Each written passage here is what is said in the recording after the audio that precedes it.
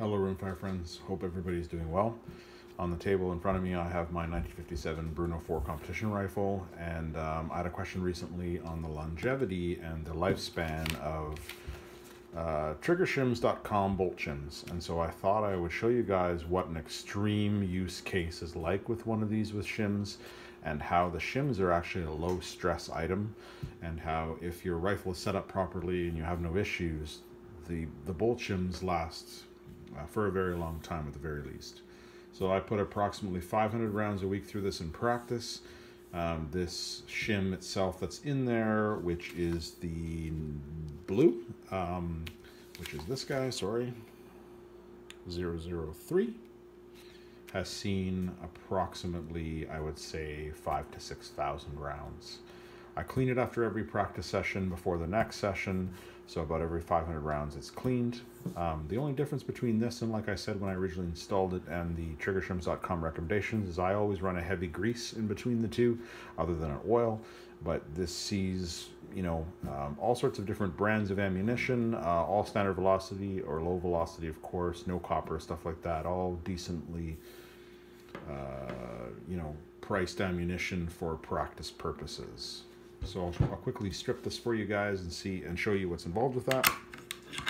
There's no difference in this and any sort of cleaning session you would have in a 455 or Brno, so I'm not going to really talk about that. I'm just going to show you the shim itself. So you just break down your bolt, take your parts out, kind of ease this back. You can see my shim hanging out right there. So these shims are really small and delicate, so you kind of have to just, it's slow to get it off because the fit is precise. Like these guys at triggershims.com make a precise shim. And I'm just going to drop it down here for you guys to see. And then you can see, it's greasy, of course, because I use a heavy grease. But you can see it is flawless, and it basically looks, other than it's now missing its color coding. They come kind of color coded from the factory. I mean, from triggershims.com, of course. They have a color bar system so you can identify what color it is, which is super handy. I talked about it in the install video. That is now gone, of course. But you see the shim itself is absolutely wonderful. And there's very little dishing from the bearing surface. So this shim is basically like I first installed it, which is a real credit to the absolute manufacturer of these shims, and it kind of demonstrates if you install it properly, your results will be like this. Absolutely straight for the most part. I actually think some of that dishing is caused by my install, because you really have to walk it on. But basically, I just want to show you guys what it's like after kind of an extreme duty case.